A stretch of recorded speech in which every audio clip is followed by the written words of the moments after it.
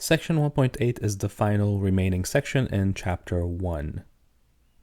It is titled Higher Order Derivatives, and as the title indicates, we are going to be finding derivatives again, except we're going to be finding higher order derivatives. So what do we mean when we say higher order?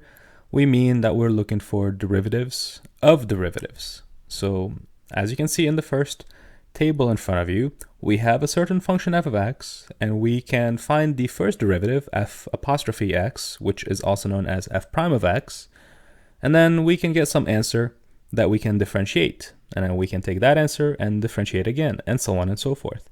That is what we call higher order derivatives. So higher order derivatives are derivatives beyond the first derivative. So we call them second, third, fourth, and fifth derivative, and so on and so forth. So that's the purpose of this section. And also I'm going to introduce some basic notation that we need later on in the next chapters. So in general, the derivative is written as f apostrophe for the first derivative. For the second derivative, it's f2 apostrophes. Now after the second derivative, it becomes kind of inconvenient to write down more and more apostrophes. So you can see right here, there's 3 apostrophes. And if you drop one of them, it can be easily misunderstood to be the second derivative. So at that point in time, we switch the notation. Instead of having f double apostrophes, we write f with the small 3 in the power, and we put parentheses around it. This means it's the third derivative, as opposed to taking the function f and raising it to the power of 3 and multiplying by itself 3 times. So this notation, f3 of x, means the third derivative. Another way of writing this is to write down d3f divided by dx to the power of 3. So that's another way of saying we want the third derivative.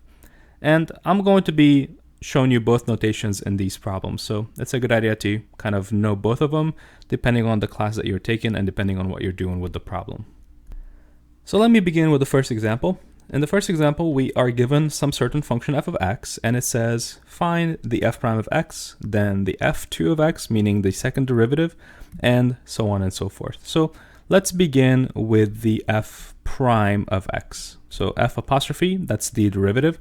It's also known as df dx. So this is the derivative of the function f with respect to x. And the way that it works is we differentiate the x to the power of 5, which would be 5x to the power of 4. And then we take the derivative of 2x to the power of 4, which would be 8x to the power of 3. And then finally the derivative of x cubed, which will be 3x squared. And that's pretty much the end of that one. So that's the first derivative.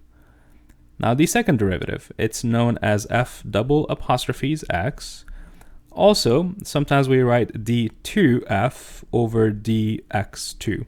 And notice where I'm putting the 2's in different locations. That's on purpose. The 2 on the numerator goes between the letter D and the letter F, whereas the 2 on the denominator goes after the X. Now, we don't need to get into that in business calculus. There's a reason why we do that, and it's a little bit more useful for engineering majors.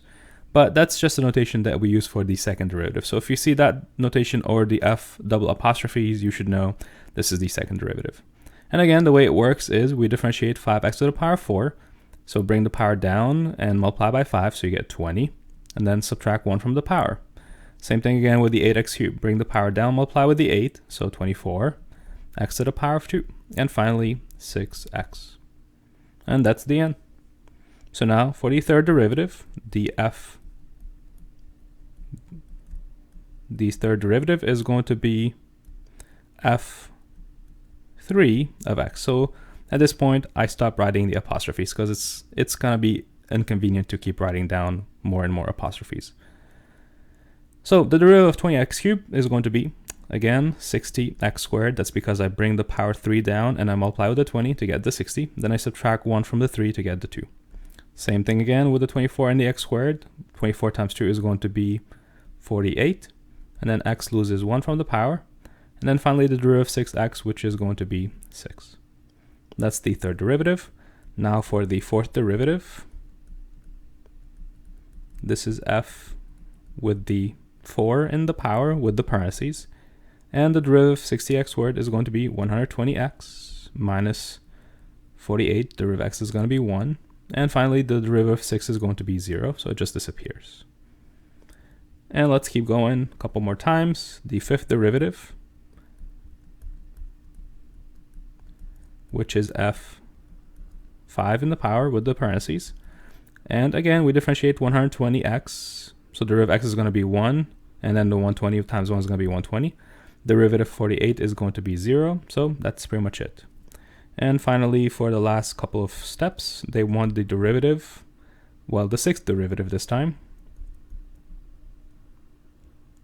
Oops, I meant to write 6.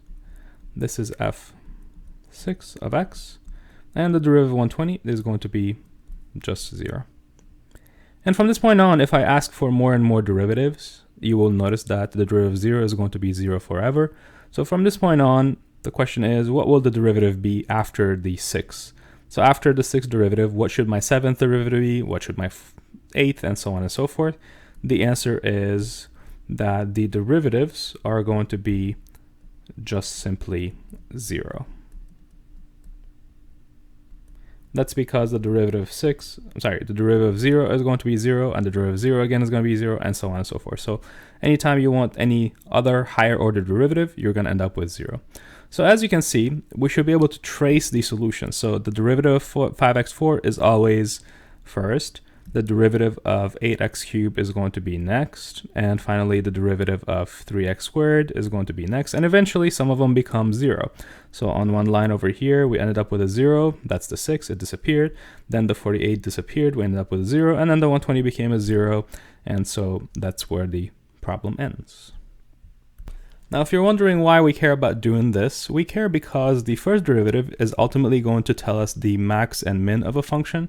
So it's going to tell us where the highest point is and where the lowest point is on a graph. And it's going to tell us whether the graph is going to be going up or down. Whereas the second derivative is going to tell us about inflection points and concavity. And we'll introduce all those concepts in the next chapter. But that's the reason why we care about higher order derivatives. Now, after the second derivative in business calculus, we don't have any uses for the higher derivatives, but they are useful in physics and in mathematics. So that's why we need to be able to get these solutions.